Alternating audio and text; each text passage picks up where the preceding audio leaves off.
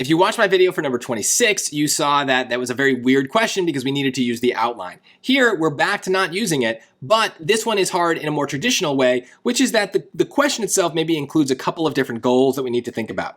So the student wants to make a generalization. Okay, so that just means they're not going to get into the specifics. So a generalization about the materials, that might be a goal, used in Dow replicas, right? So there's maybe 2 or 3 things here that might matter, so let's take a look at the choices.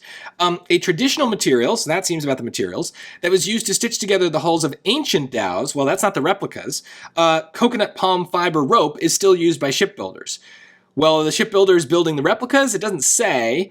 Plus, is this a generalization, or now are we getting into specifics here? So this maybe has 1 check mark, but I'm nervous about the other 2 pieces. So I'll leave it in, but it doesn't seem to hit the other parts of the question.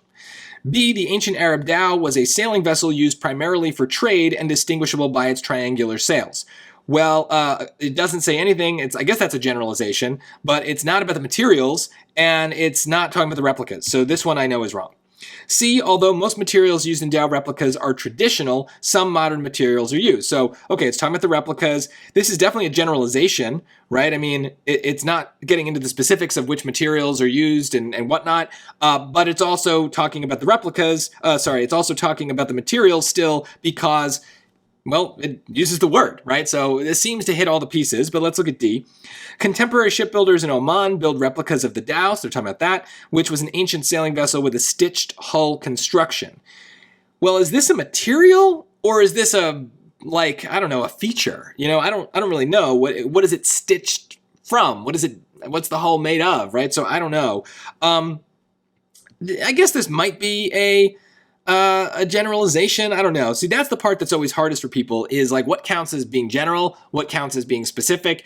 And that's why I think it's better with these questions to think of it as having multiple goals.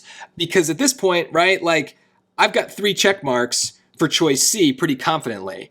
Maybe I've 1, maybe 2 for this one. I don't, I'm pushing it, right? So path of least resistance here, go with the thing that just fits most smoothly into those goals. It's definitely choice C, right? So if it is hard for you, an outline question, it's almost always because you're not thinking about the question in little pieces. So try to go back, see if there's little parts and treat them like little check boxes. And the more checks you have, the more likely that answer is to be correct.